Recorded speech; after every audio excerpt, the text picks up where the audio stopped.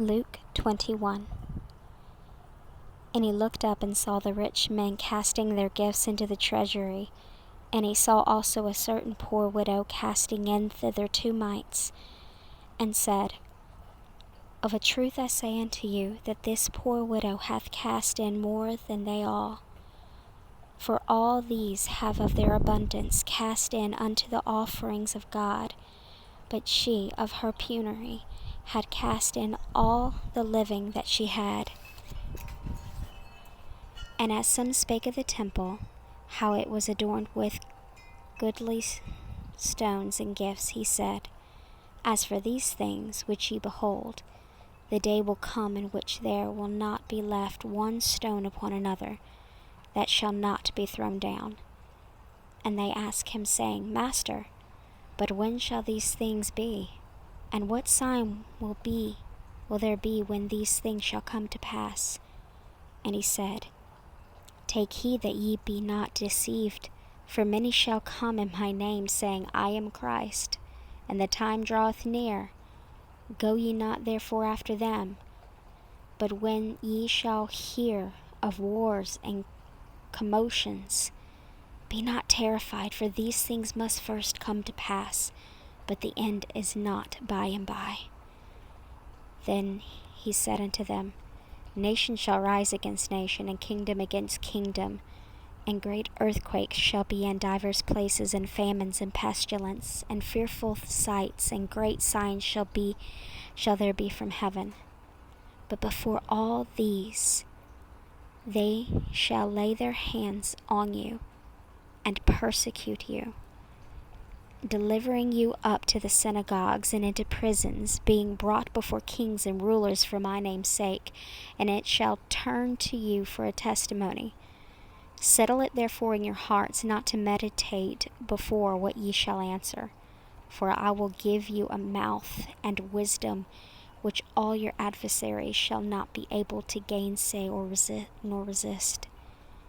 And ye shall be betrayed both by parents and brethren and kinsfolk and friends, and some of you shall they cause to be put to death. And ye shall be hated of all men for my name's sake. And there shall not a hair on your head perish. In your patience possess ye your souls. And when ye shall see Jerusalem compassed with armies, then know that the desolation thereof is nigh. Then let them which are in Judea flee to the mountains, and let them which are in the midst of it depart out, and let not them that are in the countries enter thereinto. For these be the days of vengeance, and all things which are written may be fulfilled. But woe unto them that are with child, and to them that give suck in those days. For there shall be great distress in the land, and wrath upon this people. And they shall fall by the edge of the sword, and shall be led away captive into all nations.